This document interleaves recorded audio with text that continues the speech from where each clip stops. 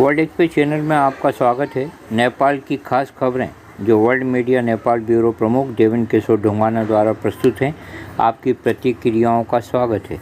नेपाल के उच्चतम न्यायालय द्वारा संघीय संसद में हिंदी भाषा बोले जाने के कारण 15 दिनों में लिखित जवाब देने का आदेश प्रतिनिधि सभा संसद व राष्ट्रीय सभा संसद को जारी किया गया है।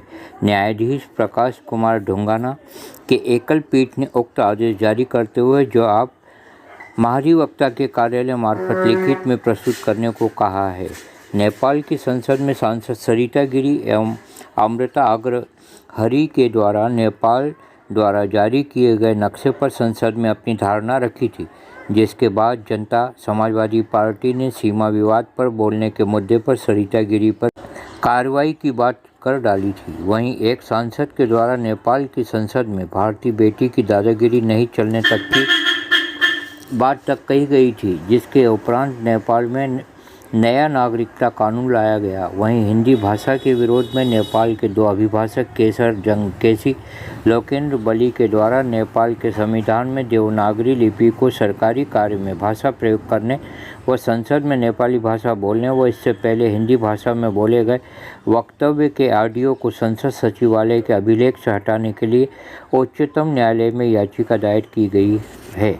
दायर की गई याचिका में कहा गया है कि सांसदों के द्वारा संघीय संसद के दोनों सदन में बोलने और कामकाज की भाषा सिर्फ नेपाली ही रखे जाने की बात कही गई है। इस याचिका में मांग की गई है कि इससे पहले सांसद सरिता गिरी एवं अमृता अग्रहरि के द्वारा बोले गए हिंदी भाषा संसद के रिकॉर्ड अभिलेख से हटाए जाएं व दोनों सदनों में सिर्फ नेपाली भाषा में बोले जाने का आदेश उच्चतम न्यायालय द्वारा जारी किया जाए।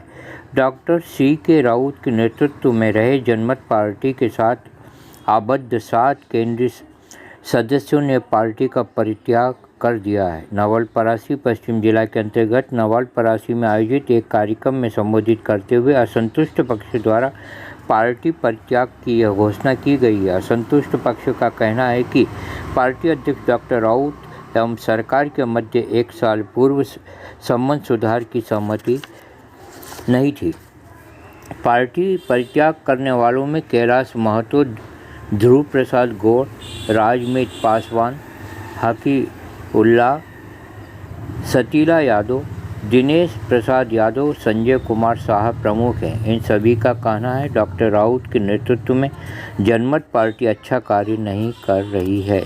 और एक खबर और, पिछले 5 माहों से कोरोना संक्रमण के कारण नेपाल चीन सीमा पर स्थित रसुवागढ़ी पॉइंट के शीघ्र खोले जाने का समाचार वर्ल्ड मीडिया को मिला है।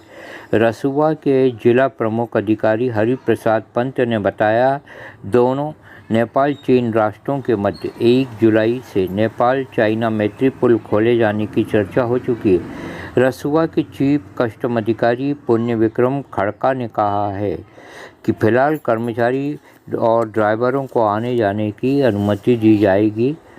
इस पॉइंट से चीन से रेडीमेड कपड़े, सेव, जूते, चप्पल, बैग, चश्मे का निर्यात होता है।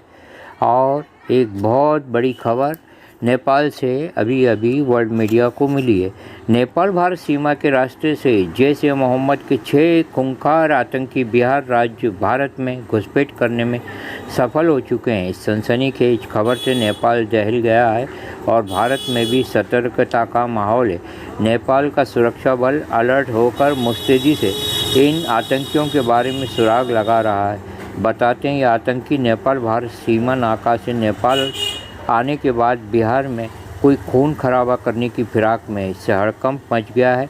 मुजफ्फरपुर जिला में सुरक्षा हेतु निर्देश दिए गए हैं। इन आतंकियों की धरपकड़ से एक अंतर्राष्ट्रीय साजिश के सुराग लगने की संभावना है। बताते हैं, घुसपैठ करने वाले आतंकी कुछ नेताओं को अपना निशाना बना सकते हैं।